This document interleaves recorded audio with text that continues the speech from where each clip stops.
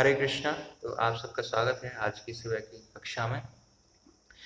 तो जैसे कि हम प्रहलाद महाराज की शिक्षाएं टॉपिक पढ़ रहे हैं, जिसके अंतर्गत हम छठा अध्याय पढ़ रहे हैं, जब प्रहलाद महाराज अपने जो असुरिक फ्रेंड्स हैं, जो कलीग्स हैं, उनको शिक्षाएं दे रहे हैं, उनको ज्ञान दे रहे हैं। तो आज की श्रृंखला में आज 11वां श्लोक है। तो यहाँ पे हम देख रहे हैं, अगर पीछे कंटेस्ट में जाएं तो ये जो चर्चा चल रही है, जो प्रहलाद महाराज अपने जो कलीग्स को शिक्षाएं दे रहे हैं, जो भी 15 चैप्टर हैं, जो भी 7th कैंटो है, ये एक्चुअल में नारद मुनि युधिष्ठिर महाराज को बता रहे हैं। तो हम देखते हैं कि ऐसे तो हमने कई बार देखा है कि जो शिष्य है अपने गुरु के गुणगान कर रहा है, लेकिन कोई गुरु अपने शिष्य का गुणगान करे तो बहुत ही मतलब विशेष बात है और बहुत ही कम ऐसा देखने को मिलता है। तो यहाँ पे हम देख रहे हैं कि जो नारद मुनि है वो अपने शिष्य प्रहलाद महाराज का क्या गुणगान कर रहे हैं और उनके बारे में बता रहे हैं कि कैसे वो अपने जो कलीग्स हैं उनको शिक्षा दें। तो वैसे ये बहुत विशेष है, क्योंकि नारद मुनि स्वयं एक महाजन है, दूसरे महाजन जो अपने शिष्य हैं उनका गुणगान कर रहे हैं युधिष्ठिर महाराज से, साक्षात क्या है धर्म है। तो यहाँ से हमें देखने को मिलता है कि कैसे वैष्णवों के बीच में कैसे प्रेममय डीलिंग्स होते हैं, संबंध होते हैं, कैसे एक दूसरे को अप्रिशिएट करने की भावना रहती है। यहाँ गुरु अपने शिष्य को ग्लोरीफाई कर रहा है, अप्रिशिएट कर रहा है। तो आज की श्रृंखला में जो श्लोक 11वां श्लोक है, कथम प्रियायानुकंपिताय संगम रहस्यम रुचिरम सच मंत्रान सुहृत्सुलत्नेह सिता शिशूनां कालाक्षराणाम अनुरक्त चित्त। तो इसका अनुवाद हिंदी में इस प्रकार है कि भला ही ऐसा मनुष्य जो परिवार के प्रति अत्यधिक स्नेहिल हो और जिसके हृदय में सदैव उनकी आकृतियां रहती हों, वह किस तरह उनका संग छोड़ सकता है। विशेषकर पत्नी सदैव अत्यंत दयालु तथा सहानुभूतिपूर्ण होती है और अपने पति को सदैव एकांत में प्रसन्न करती है। भला ऐसा कौन होगा जो ऐसी प्रिय तथा स्नेहिल पत्नी की संगति का क्या है त्याग कर पाए। तो हम देख रहे हैं कि यहाँ पे 5 वर्ष के प्रहलाद महाराज, उनकी उम्र कितनी है, 5 वर्ष की है, और वो अपने जो सहपाठी हैं उनको शिक्षा दे रहे हैं किसके बारे में, फैमिली लाइफ के बारे में। 5 साल के भी प्रहलाद महाराज, उनको कोई एक्सपीरियंस नहीं है, उनका कोई अनुभव नहीं है फैमिली लाइफ के साथ है, लेकिन फिर भी वो अपने सहपाठियों को फैमिली लाइफ के बारे में बता रहे हैं। कैसे? क्योंकि वो सेल्फ रियलाइज है, उन्हें वो आत्मज्ञानी है, इसी वजह से उनको हर चीज़ का ज्ञान है। जैसे हम देखते हैं कि एक सिपाही है जो जंग लड़ रहा है, तो उसे जो सफरिंग्स आ रही हैं वो खाली अपनी खाली प्रॉब्लम्स को देख रहा है, खाली कि मेरे पास क्या क्या प्रॉब्लम्स आ रही हैं, वो आसपास नहीं देख पा रहा है। लेकिन एक जो हेलीकॉप्टर में व्यक्ति है वो क्या है, वो सबकी समस्या देख पा रहा है, उस सिपाही की भी देख पा रहा है, अपोजिट पार्टी की भी देख पा रहा है, या उसके साथ जो है वो सबकी समस्याओं को देख पा रहे हैं। तो ऐसे ही जो सेल्फ रियलाइज व्यक्ति है वो हर व्यक्ति की समस्या देख पाता है, भले ही उसका अनुभव नहीं है गृहस्थ लाइफ का, लेकिन फिर भी क्योंकि वो प्रहलाद महाराज आत्मज्ञानी है, इसी वजह से वो फैमिली लाइफ में भी जो समस्याएं आती हैं उसका भी क्या है अनुभव कर पा रहे हैं। और इसी वजह से जो उनके सहपाठी हैं उनको क्या ये आज का शिक्षाएं दे रहे हैं कि कैसे अगर कोई व्यक्ति आसक्त है अपने परिवार वालों से और स्पेशली अपनी पत्नी से, जो आसक्त है, जो मीठी मीठी बोली बोल के उसे निभाती है एक्चुअली, तो कैसे इंसान जो अपना पत्नी की जो आसक्ति है कैसे छोड़ सकता है, बहुत मुश्किल है उसको छोड़ पाना है। तो प्रभुपाद भी परपट में तात्पर्य में ये लिखते हैं कि जो गृहस्थी होती है एक्चुअली, जो गृहस्थ की जीवन शुरू होता है तो पहली आसक्ति किससे होती है कि जो बहुत ही सुंदर वाइफ होती है, जो हमें खुश देने वाली होती है, प्लीजिंग होती है। तो अगर ऐसी पत्नी आती है तो क्या है, जो हमारा गृहस्थ के प्रति जो अट्रैक्शन है वो क्या है हमेशा बढ़ता ही जाता है। और प्रभुपाद लिख रहे हैं कि व्यक्ति अगर वाइफ सुंदर है या घर पे वाइफ है तो कैसे उसको एंजॉय करता है। तो प्रभुपाद लिखते हैं कि 2 चीज़ों से क्या है, टंग के माध्यम से और जेनिटल के माध्यम से। क्योंकि जब वाइफ है तो क्या है वो बहुत ही मधुर ध्वनि, मधुर आवाज़ में बात करती है तो उसको बहुत सुहानी लगती है। और क्योंकि जब इंसान हारा थका आता है जॉब से, एक्चुअली पैसा कमा के आता है, तो पत्नी को लगता है कि पता नहीं कितनी मेहनत करके आए, तो जैसे ही वो आता है उसको रिसीव करते क्या है मधुर वाणी बोल के कि उसे उसकी जो थकान है वो क्या है दूर हो जाएगी। तो इस तरह वो क्या आकर्षित होता है ना। और फिर क्या है, वो जो पत्नी है, प्रभुपाद लिख रहे हैं, जो पति के लिए क्या है, बहुत अच्छी अच्छी व्यंजन बनाती है, जिससे क्या है उसकी टंग क्या सेटिस्फाई होती है, उसकी जिह्वा सेटिस्फाई होती है। और प्रभुपाद लिखते हैं उसके बाद उसके जो सेंस ऑर्गन्स हैं वो क्या है, उससे उनमें शक्ति मिलती है, स्ट्रेंथ मिलती है, और स्पेशली प्रभुपाद लिखते हैं जेनिटल को। और फिर जो पत्नी पति को आनंद देते क्या है, उसके साथ जो सेक्स इंटरकोर्स करके, इस तरह जो गृहस्थ लाइफ है उसमें क्या है, इंसान बनता ही जाता है, और उसको त्याग पाना बहुत मुश्किल है। प्रभुपाद श्री भागवतम में बताया गया साथ में इसी कैंटो के 9वें अध्याय में कि यन मैथुनम आदि गृह मेदि सुखम हितुक्षम, कि जो गृहस्थ लाइफ में ये मैथुन वाला जो सुख है ये क्या है, बहुत ही तुच्छ है। तुच्छ मतलब कि जैसे हम सड़ो गोस्वामी के अष्टकम में पढ़ते हैं कि श्रेणीम सदा तुच्छवत, कि उन्होंने सब कुछ त्याग दिया, कैसे, तुच्छ समझ के, बिल्कुल। तो ऐसे ये सुख कैसा है, बहुत ही तुच्छ है। तुच्छ समझ के मतलब क्या है कि जैसे मान लो जैसे हम थूकते हैं, तो थूक देते हैं उसको, वो तुच्छ है, उसको दोबारा मुड़ के नहीं रखते, या उसको सही सलामत चीज पे नहीं रखते, या हम मल त्याग करते हैं तो बहुत ही तुच्छ की तरह त्याग देते हैं, उसको दोबारा मुड़ के नहीं देखते। तो ऐसे ही सनातन गोस्वामी षड गोस्वामी लिखता है कि श्रेणीम सदा तुच्छवत, तो सादा जितना अपुलेंस था सब कुछ त्याग दिया, सारी आसक्तियां। तो ऐसे ही श्रीमद् भागवतम बताया गया है कि ये जो मैथुन का सुख है ये क्या है, ये बहुत ही सुख है, बहुत ही तुच्छ है। और ये सब प्रभुपाद लिख रहे हैं, शुरुआत कहाँ से होती है, जिह्वा से है, कि सबसे पहले क्या है, वो मधुर बोलती है जिह्वा के माध्यम से, और जो सुंदर सुंदर पकवान व्यंजन बनाते हैं, जिससे क्या है उसकी सबसे पहले जो टंग है, तो यही हमारी सारी समस्याओं का कारण है। जब प्रभुपाद बताते हैं कि ये जो हिप्पीज हैं, आप जो लोग हिप्पीज को देख रहे हो, तो उन्होंने क्या सब कुछ त्याग दिया, अपनी फैमिली को त्याग दिया, गवर्नमेंट को त्याग दिया, सब कुछ त्याग दिया, वस्त्रों को भी त्याग दिया, लेकिन एक चीज नहीं त्याग पाए, कौन सी, सेक्स लाइफ। कि ये हिप्पीज जो है सेक्स लाइफ नहीं त्याग पाए, बाकी सब कुछ त्याग दिया इन्होंने, बिल्कुल कोई चिंता ही नहीं, कोई रेस्पॉन्सिबिलिटी नहीं, कुछ, लेकिन सेक्स लाइफ को नहीं त्याग पाए। तो इसीलिए सेक्स लाइफ को त्यागना बहुत मुश्किल है। एक बार हैग्रीपुत श्री प्रभुपाद का वार्तालाप हो रहा था, तो प्रभुपाद 4 नियम इंट्रोड्यूस करते हैं अपने भक्तों को, जो शिष्य उनके आ रहे थे। तो नो गैम्बलिंग, चलो ठीक है, नो मेडिटेटिंग, ठीक है, और नो मेडिटेटिंग, नो गैम्बलिंग, और जैसे उन्होंने नो इलिसिट सेक्स बोला है, तो तुरंत उनके इट्स इम्पॉसिबल, कि ये तो ऐसा हो ही नहीं सकता कि इस चीज़ को छोड़ दें। तो ये इतना इम्पल्स है कि इसको छोड़ पाना क्या है, बहुत मुश्किल होता है। एक बार प्रभुपाद से एक व्यक्ति ने पूछा कि ऐसे ऐसे अगर आप गलत काम करोगे तो क्या होगा, आप कुत्ते की योनि में जाना पड़ सकता है, पशुओं की योनि में जाना पड़ सकता है आपको, और आपको मनुष्य जन्म की योनि से क्या है, डिग्रेडेड लाइफ जीनी पड़ सकती है। तो एक व्यक्ति बोला, तो ठीक है, कुत्ते की योनि में जाएंगे तो वहाँ सेक्स करने को मिलेगा ना, फिर हाँ, तो क्या दिक्कत है कुत्ते की योनि में जाने में। तो ये जो सेक्स डिजायर से सेक्स इम्पल्स जो है, इतनी आसक्त है कि इतनी गहरी होती है कि इसको छोड़ पाना क्या है, हर लेवल पे क्या है, बहुत मुश्किल होता है। और हम पढ़ते हैं कि स्त्री का मतलब होता है एक्सपेंशन, एक्सपेंड करना है। तो इसीलिए जैसे प्रभुपाद नेक्टर ऑफ डिवोशन में लिखते हैं कि जो कृष्ण भावना आंदोलन ने शादी को एनकरेज करता है, वो किसके लिए, to create the Krishna conscious children, कि अगर कोई गृहस्थ लाइफ में जाता है तो क्या पर्पज है उसका शादी करने का, खाली कृष्ण भावना में बच्चे उत्पन्न करने के लिए, खाली यही पर्पज है शादी का, और कोई पर्पज नहीं है। तो स्त्री का मतलब क्या, एक्सपेंशन है, स्त्री का मतलब ये है।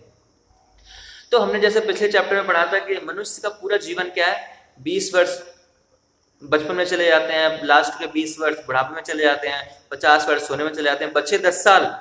तो इस श्लोक में जो प्रहलाद महाराज हैं इन 10 सालों का वर्णन कर रहे हैं। इन 10 सालों में क्या होता है, ये होता है कि इंसान अपनी गृहस्थ लाइफ से क्या इतना आसक्त हो जाता है। और जैसे कि बताया जाता है कि money is sweeter than Honey, कि जो धन है वो क्या है, जो शहद है उससे भी मीठा लगता है। लेकिन व्हाट मेक्स मनी स्वीट, कि ऐसी क्या चीज है कि जो मनी को स्वीट बनाती है, कि उस धन को किसके लिए कमाना, फैमिली के लिए कमाना है। एक सर्वे किया गया, उसमें बताया गया कि इंसान जो धन कमाता है मैक्सिमम 30% धन केवल अपने ऊपर खर्च करता है। कभी कभी तो 10 और 20%, बाकी सब क्या है दूसरे लोगों पे खर्च करता है। तो मेहनत कर रहा है लेकिन केवल और केवल 30% मैक्सिमम, कभी कभी 20-10% होता है, खाली अपने ऊपर खर्च कर रहा है। लेकिन वो क्यों उसे मीठा लग रहा है? क्योंकि वो फैमिली लाइफ से जो उसको मधुर सोनी ढूंढने को मिल रही है, सेक्स लाइफ एंजॉय करने को मिल रही है, उसके लिए क्या है वो धन कमाना पड़ा है, इसी वजह से उसको धन स्वीट लग रहा है। अदरवाइज कितनी सारी प्रॉब्लम्स होती हैं, सुबह सुबह जाना, बॉस की डांट खाना, इतना आसान थोड़ी है धन कमाना है, लेकिन फिर भी उसे मीठा लगता है कि क्योंकि पता है कि मुझे जब धन कमाऊंगा तो क्या है, मुझे ऐसा सुख मिलेगा है। लेकिन हम देखते हैं कि ये जो स्वीटनेस है, जो सुपर स्वीटनेस है, वो थोड़े समय तक रहती है, उसके बाद क्या होता है, कुछ समय बाद वो कड़वाहट शुरू आ जाती है। तो ये जो रस है, जो भौतिक रस है, गृहस्थ लाइफ का रस है, ये क्या है, ये लॉन्ग लास्टिंग नहीं है। अगर जो गृहमेदी है, जो पूरा जीवन अपना काम करके, तपस्या करके पैसा कमाता है और गृहस्थ में लगाता है खाली इन दो सुखों के लिए, लेकिन ये क्या है, लॉन्ग लास्टिंग नहीं है। ये तुरंत ही क्या है, आपसे छीन लिया जाएगा, धीरे धीरे हम देखा बिटरनेस आ जाएगी। तो जो सुंदरता है ये भी क्या है, ये भी फ्लिकरिंग है, ये सुंदरता छीन ली जाएगी एक्चुअली, ये टेम्परेरी है। और अगर इस सुंदरता के बेस पे अगर कोई संबंध है तो वो क्या है, वो भी ज़्यादा देर तक नहीं चलेगा। जैसे हम देखते हैं कि अभी शादी किसी की तय होती है तो सबसे पहले देखा जाता है कि सुंदर है कि नहीं है, तो सुंदरता भी क्या है, मायने रखती है। लेकिन अगर खाली सुंदरता ही अगर हमारा बेसिस है उसका शादी करने का, तो क्या है, वो ज़्यादा लॉन्ग लास्टिंग नहीं है। क्योंकि जैसे ही सुंदरता खत्म होगी तुरंत क्या होगा, वो संबंध भी क्या है, खराब हो जाएंगे। और जैसे मान लो किसी की पत्नी सुंदर है भी है, तो क्या है, उसका हस्बैंड हमेशा एंग्जाइटी में रहता है, परेशान रहता है कि पता नहीं इसका कुछ अफेयर ना हो, कि लोग इसकी गंदी नजर से ना देखें, तो हमेशा क्या चिंतित रहता है। राधानाथ महाराज अगर बता रहे थे कि एक बार लेक्चर में बताते हैं कि विदेशों में क्या होता है, इंसान जो आदमी है रात में 12 बजे उठता है, चेक करता है बगल में कि मेरी बीवी सो रही है नहीं सो रही, कहीं किसी के साथ भाग तो नहीं गए। तो इतना एंग्जाइटी होती है क्योंकि इतना आकर्षण है उसे, इतनी आसक्ति है कि अगर वो चली गई तो मेरे सुख का क्या होगा, कि मुझे कौन सुख देगा। तो इस तरह ये नेचुरल आकर्षण है। हम देखते हैं कि जो कॉकरोच भी है, जो ही कॉकरोच है वो सी कॉकरोच से क्या आकर्षित होता है। हो सकता है हमें देखने में क्या है, बहुत ही भद्दा लग रहा हो कॉकरोच, इसमें भी कोई सुंदरता है, लेकिन वो भी क्या है, उससे आकर्षित हो रहा है। तो ऐसे ही हमारे सुंदरता को देख के जो देवी देवता है वो भी ऐसे लगता है, उनके लिए हम भी कॉकरोच जैसे हैं, ये भी सुंदरता है, कीड़े मकोड़े जैसे आपस में आकर्षित हो रहे हैं। लेकिन ये जो सेक्स इंपल्स है ये बहुत स्ट्रांग है, ये हर जीव में पाई जाती है, मनुष्य में भी है, पशुओं में पाई जाती है। और हम देखते हैं कि ये इतनी स्ट्रांग है कि जो बड़े से बड़े ऋषि, बड़े बड़े तपस्या करने वाले, उनको भी क्या है, भंग कर देते हैं। तो सबसे जो ऐसा हम सुनते हैं कि सबसे जो खतरनाक उदाहरण हमें याद आता है कि विश्वामित्र मुनि का। तो विश्वामित्र मुनि कितने सत्युग में करीब इतने हजारों साल से तपस्या कर रहे थे।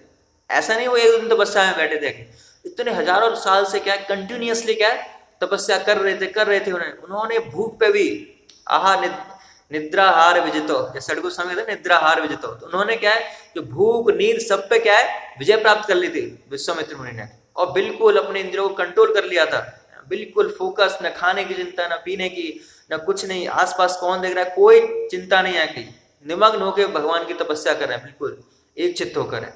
लेकिन फिर भी क्या है, इंद्र ने एक अप्सरा को भेजा, और क्या हुआ, खाली उनकी जो पायल की झनकार सुन के, अप्सरा की पायल की झनकार सुन के खाली क्या हो गया, विश्वामित्र का तपस्या भंग हो गई। फिर उन्होंने तपस्या की, दोबारा भंग हो गई, फिर तिबारा जाके क्या है, उनकी तपस्या सक्सेसफुल हुई। तो सोचो ऐसे जिनका इतना इंद्रियों में वश है कि वो बिना भूख को ना कुछ खाए पिए सबको जीत लिया उन्होंने, लेकिन फिर भी क्या है, एक स्त्री की, एक अप्सरा की खाली पायल की झनकार सुन के वो क्या है, उनकी जो तपस्या है वो क्या है, भंग हो गई है। तो ये जो इम्पल्स है एक्चुअली बहुत स्ट्रांग है ना, और इसको दूर कर पाना बहुत मुश्किल है। हमारे शास्त्रों में 5 तरह की आसक्तियां बताई गई हैं कि इंसान इन 5 तरह की बहुत ही मजबूत चेन से क्या है, जकड़ा हुआ है। जैसे ही वो भौतिक कॉन्शियसनेस में जाता है, भौतिक चेतना में जाता है, और तुरंत ही वो क्या है, इन 5 जंजीरों से क्या है, जकड़ लिया जाता है, 5 आसक्तियों से जकड़ लिया जाता है। तो जो पहली आसक्ति है वो क्या है कि attachment to the material body due to ignorance of spiritual facts, कि अपने शरीर से आसक्त होना। हर इंसान अपने शरीर से आसक्त होता है। इसी वजह से सुबह आधे 1 घंटे के लिए वो शीशे देखते हैं कि मैं कैसा दिख रहा हूँ, कपड़े कैसे पहनने चाहिए, मेरी हेयर स्टाइल कैसे होनी चाहिए, चश्मा कैसा लगाना है, मुझे शेविंग करनी है। वो बहुत आसक्त है एक्चुअली, तो थोड़ा सा भी खरोंच नहीं आनी चाहिए कि तुरंत डॉक्टर को दिखाना है, तो बहुत आसक्त है अपने शरीर से। और दूसरी आसक्ति है कि जो इस शरीर के संबंधी हैं, जो इस शरीर के आधार पर जो संबंध बने हैं, मेरे रिलेटिव्स हैं, स्पेशली पत्नी है, कि उनसे आसक्त होना है। ये दूसरी प्रकार की आसक्ति है। जैसे हम देखते हैं कि एक मदर के एक बच्चा है तो 100 बच्चों को क्या देख रही है, 100 बच्चे हैं सामने, लेकिन फिर भी उसकी आसक्ति क्या है, खाली उनमें से एक बच्चे के प्रति। क्यों? क्योंकि उसका संबंध उसके शरीर से है। इसीलिए दूसरी प्रकार की आसक्ति क्या है कि हमारे शरीर के जो संबंध है उनसे आसक्ति होना है। और तीसरी प्रकार की आसक्ति है कि जो हमारा जन्म स्थान है या जो हमारे भौतिक जो हमारे पोजेशंस हैं, जैसे घर है, फर्नीचर है, राज्य है, हमारा प्रॉपर्टी है, बिजनेस है, पेपर्स हैं, इनसे आसक्त होना है। ये तीसरी आसक्ति है। और चौथी आसक्ति है कि जो भौतिक विज्ञान है ना, उससे आसक्त होना। जो साइंटिस्ट हैं तो उस पर क्या है, उससे आसक्ति होती है भौतिक। और 5वीं आसक्ति है कि ऐसे कुछ रिचुअल से आसक्ति जिनका भगवान से कोई लेना देना नहीं है, जिनका भगवान में कोई रोल नहीं है। इस पेड़ की पूजा करना, कुछ बृहस्पतिवार को बाल ना कटवाना, तो ऐसे कुछ रिचुअल्स हैं सो कॉल्ड रिलीजियस जो हमने बना रखे हैं, उनसे आसक्ति है हमारी, उनको हम छोड़ नहीं पाते। ये तो मैं बहुत जन्मों से करता आ रहा हूँ, ये तो मैं इतने साल से 10 साल से कर रहा हूँ, मैं कैसे छोड़ दूँ? लेकिन उनका भगवान से कोई लेना देना नहीं है। तो ये 5 प्रकार की आसक्तियाँ बताई गई हैं, लेकिन इनमें से भी जो सबसे जो डीप रूटेड है, जैसे कि बनियान ट्री होता है ना, जो इतना बड़ा होता है ना, लेकिन उसकी जड़ें कितनी उतनी ही मजबूत होती हैं। तो इसी वजह से जो दूसरी प्रकार की आसक्ति, अपने सगे संबंधियों से, रिलेटिव से, स्पेशली वाइफ से, पत्नी से आसक्ति, ये सबसे खतरनाक है, सबसे डीप रूटेड है ये वाली आसक्ति। और इसको छोड़ पाना क्या, इसी वजह से बहुत मुश्किल है। तो इसका सॉल्यूशन भी होगा, कैसे हम इस आसक्ति से छूट सकते हैं। क्योंकि अगर कोई आप डॉक्टर के पास जाओ और डॉक्टर बताया कि आपको क्या ये बीमारी है, खाली कोई सॉल्यूशन ना दे कि आपको ये बीमारी है बस, तो कैसा लगेगा आपको? सॉल्यूशन चाहिए। अगर बीमारी है तो उसका सॉल्यूशन भी तो बताओ। तो इसीलिए श्रीमद् भागवतम में सुखदेव गोस्वामी महाराज बताते हैं, वासुदेव भगवती भक्ति योग प्रयोजिता जनयति आसु वैराग्यम ज्ञानम च यत् अहेतुकम। तो वो बता रहे हैं कि by rendering devotional service unto the supreme personality of Godhead Shri Krishna, one immediately acquires causeless knowledge and detachment from the world. कि अगर व्यक्ति भगवान कृष्ण की, परम पुरुषोत्तम भगवान कृष्ण की जो भक्तिमय सेवा करता है, प्रेममय सेवा करता है, तो इमीडिएटली तुरंत उसको क्या मिलता है? उसे अहेतु की क्या है, नॉलेज, ज्ञान और वैराग्य मिलता है। तुरंत उसको क्या ज्ञान वैराग्य मिलेगा, तो वो संसार से क्या आसक्त हो जाएगा। जितनी भी आसक्तियां क्या, उसको कुछ नहीं बिगाड़ पाएंगी उसका, लेकिन अपने इंद्रियों के बस पे क्या है, वो नहीं कंट्रोल कर सकता है। जैसे श्रीमद् भागवतम में एक लीला आती है कि कैसे भक्ति ज्ञान और वैराग्य को प्रकट करती है। हम देखते हैं कि भगवान के 6 ऐश्वर्य हैं, जिनमें से एक प्रमुख ऐश्वर्य है उनका रिनाउंस, कि वैराग्य उनके अंदर है। इतना सब कुछ होते हुए भी जो इस भौतिक संसार की कोई भी सबसे अट्रैक्टिव चीज भी क्या उनको अट्रैक्ट नहीं करती। इसी वजह से भगवान क्या रिनाउंस है, टोटली वैराग्य है कि किसी चीज से उन्हें कोई फर्क नहीं है कि। तो एक बार भगवान जब दक्ष की पुत्री के पुत्र के रूप में आते हैं, नारायण ऋषि के रूप में, और वो हम देखते हैं कि यहाँ पे हिमालय पर्वत पर जाकर तपस्या कर रहे हैं। ऐसा कहा जाता है कि वो आज भी क्या है, जो ह्यूमन बीइंग्स हैं या जो समाज है उसके वेलफेयर के लिए आज भी वो तपस्या कर रहे हैं वहाँ पे। तो वहाँ पे तपस्या कर रहे थे। तो जैसे ही कोई तपस्या करता है तो एक व्यक्ति है, उनको क्या है, दिक्कत होना स्टार्ट हो जाती है, वो डिस्टर्ब हो जाता है उसका मन है, इंद्र महाराज। तो इस केस में भी क्या हुआ, जैसे ही जो नर नारायण ऋषि हैं, ये साक्षात भगवान के अवतार, भगवान ही, तो ये जब तपस्या कर रहे हैं तो इंद्र को क्या है, दिक्कत हो रही है, उनका मन डिस्टर्ब हो रहा है कि पता नहीं ये तपस्या करके मेरी पोजीशन ना ले लेंगे। तो उन्होंने क्या किया, तुरंत उन्होंने क्या है, गंधर्वों को, अप्सराओं को भेजना स्टार्ट किया और वो कामदेव के क्या एरोज चला रहे हैं, लेकिन देख रहे हैं कि नर नारायण ऋषि पे कोई फर्क ही नहीं है कि सब कुछ प्रयास कर लिया, लेकिन नर नारायण ऋषि बिल्कुल अपनी साधना में, भगवान की भक्ति में बिल्कुल लीन है, उन्हें कोई फर्क ही नहीं कौन आसपास है, क्या हो रहा है। अब लेकिन जो जितने लोग भेजे थे अप्सराएं और गंधर्व, अब वो सब डर गए, डर के मारे कहाँ पर हैं, अब क्या होगा।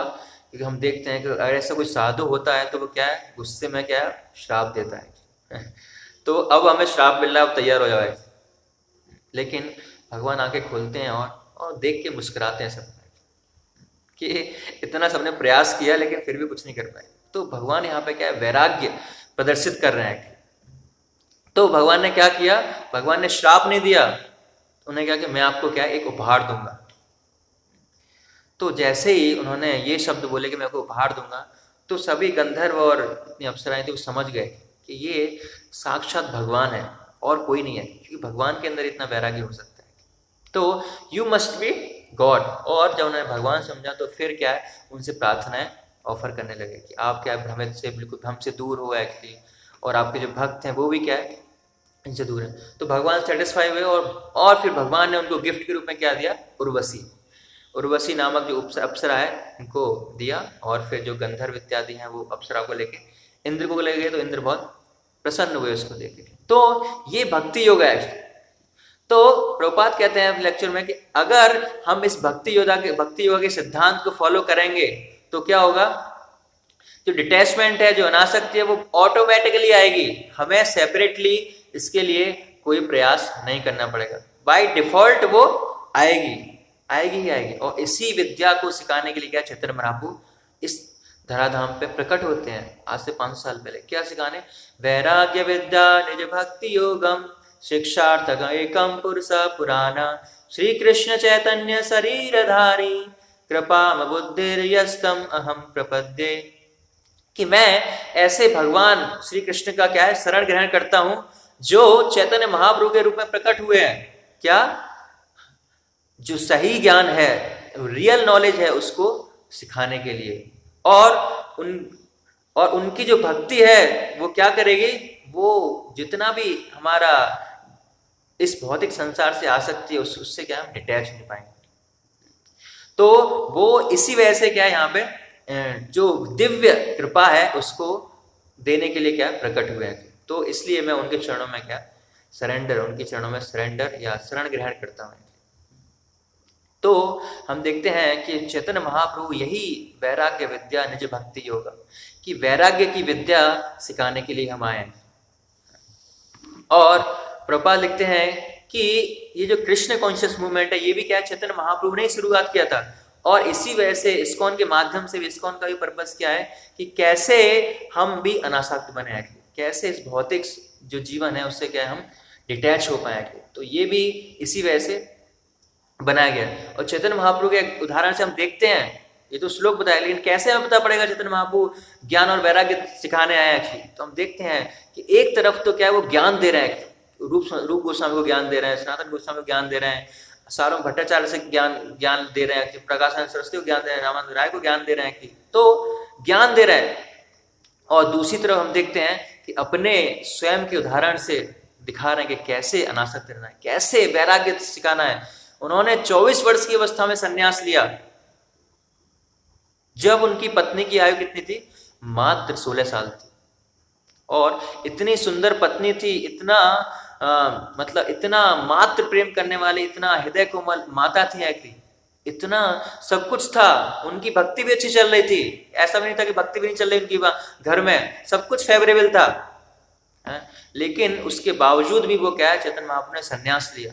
किस लिए, कि वो उनका प्राकट ही इसलिए हुआ है, क्या है, वैराग्य विद्या निज भक्ति योग, कि वैराग्य विद्या सिखाने के लिए ही उनका प्राकट्य हुआ है। तो वो खुद अपने उदाहरण से क्या संन्यास लेके दिखा रहे हैं। इसी वजह से उन्हें क्या संन्यास लिया 24 वर्ष की आयु में।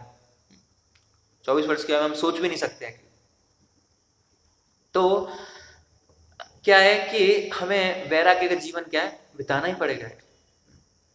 और वैराग्य करने के लिए हमें क्या करना पड़ेगा, तपसा ब्रह्मचार्य समय न च दमे न च, कि अगर आपको वैराग्य प्राप्त करना है तो इसके लिए आपको क्या तपस्या करनी पड़ेगी, बिना तपस्या के कोई वैराग्य नहीं आ सकता। अगर वैराग्य करना है तो तपस्या करनी ही पड़ेगी एक्चुअली। और तपस्या ब्रह्मचार्य ने, और ब्रह्मचार्य का पालन करना पड़ेगा। प्रभुपाद हर लेक्चर में एक्चुअली, प्रभुपाद के जितने भी लेक्चर हैं इस अध्याय में, हर लेक्चर में कम से कम 4 बार वो ये श्लोक कोट करते हैं प्रभुपाद। क्या? कौमारम आचरेत, कि प्रहलाद महाराज कह रहे हैं क्या 5 वर्ष की आयु से क्या है उसको शिक्षा ग्रहण करनी चाहिए, आध्यात्मिक ज्ञान, और ब्रह्मचर्य का पालन करना चाहिए। बार बार प्रभुपाद इसे फोकस कर रहे हैं हर श्लोक में, क्योंकि बिना ब्रह्मचर्य का पालन किए हुए क्या है, बिना तपस्या किए क्या है, हम वैराग्य विद्या को एक्सेप्ट कर ही नहीं सकते। कैसे प्रैक्टिस कर पाएंगे? तो सबसे पहली चीज है कि ब्रह्मचर्य का पालन करना। तब उसके बाद क्या है, गृहस्थ लाइफ में जाते हैं तो बहुत सुखी उसका जो पर्पज है उसको हम क्या है बिता सकते हैं। क्योंकि जब पर्सन एक पत्नी को एक्सेप्ट करता है तो क्या मतलब होता है उसका, कि अब क्या है वो स्वीकार कर रहा है कि पत्नी भी क्या है उसे असिस्ट करेगी आध्यात्मिक कार्यों में। असिस्ट का मतलब है कि वो साथ साथ आध्यात्मिक कार्य करेंगे। इसी वजह से इसका नाम है क्या है, अर्धांगिनी। अर्धांगिनी मतलब कि there is no question of separation. अब सेपरेशन होने का कोई मतलब ही नहीं है। सेपरेशन मतलब खाली एक बार होगा जब वो संन्यास लेगा, तब तक बस साथ में रहेंगे। तो ये अर्धांगिनी होते हैं। तब क्या है आध्यात्मिक जीवन क्या है साथ में रहेगा एक्चुअली। तो जो पत्नी होती है क्या है, she must be inspiring for spiritual life, not entanglement. तो आध्यात्मिक जीवन का क्या हिस्सा होना चाहिए, वो एक दूसरे का क्या है इंस्पायरिंग फोर्स होनी चाहिए क्या है आध्यात्मिक जीवन उन्नति करने के लिए, ना कि एक दूसरे के हम बंध जाए एक्चुअली कि नहीं तुम्हारी वजह से मेरी मास सेवा नहीं हो पाई, उसके चक्कर में मैं फंस गया। तो फंसना नहीं है एक्चुअली, क्या है उससे हमें ऊपर आना है। तब वो गृहस्थ लाइफ क्या है सक्सेसफुल है। हम देखते हैं श्रीवास पंडित के उदाहरण से, आज उनका 13वां दिवस है, आज हम उनसे प्रार्थना कर सकते हैं कि श्रीवास पंडित के लाइफ से हम देखते हैं कैसे वो बिल्कुल अनासक्त थे, कैसा उनका जो आइडियल फैमिली लाइफ था।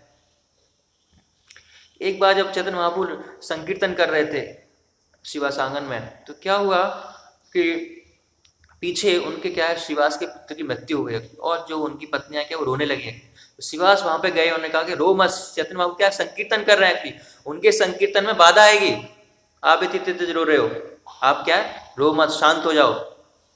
तो शांत हो गया। श्रीवास आगे कंटिन्यू चैंट जो संकीर्तन में फिर से ज्वाइन कर लिया उन्हें संकीर्तन को। चैतन्य महाप्रभु ने रियलाइज किया कि आज थोड़ा कुछ ना कुछ दिक्कत है घर में, आके वो रस नहीं आ रहा है, कुछ हुआ है क्या।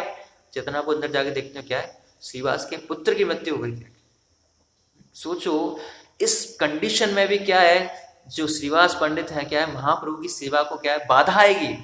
सोचो किसी की पुत्र की मृत्यु हो गई है ना, लेकिन फिर भी वो सोच रहा है कि नहीं चैतन्य महाप्रभु संकीर्तन कर रहे हैं, उनकी सेवा में क्या है बाधा आएगी, मुझे ये इन्फॉर्मेशन अंदर नहीं देनी चाहिए। और अपनी पत्नी को रोक दिया कि नहीं रो मत, आवाज आ रही है, डिस्टर्बेंस हो रहा है चैतन्य महाप्रभु के संकीर्तन में। शांत हो गए चैतन्य महाप्रभु वहां गए। तो चैतन्य महाप्रभु ने क्या है उस बेटे को जीवित किया है और सबको शिक्षा देने के लिए उनसे बोला कि तुम कौन हो, तुम इनको छोड़ के इतना दुख में छोड़ के क्यों चले गए। तो कह रहे कि आपने तो भेजा मेरे को, आप ही मुझे यहाँ लाए थे और आप मेरा टाइम हो गया, आपने मुझे यहाँ से भेज दिया। और ये कौन है कि ये तो मेरे जन्म के माता पिता हैं, ये पिछले जन्म में कोई और माता पिता थे, उस जन्म में पिछले और माता पिता थे, इसके बाद में कहीं और जाने वाला है।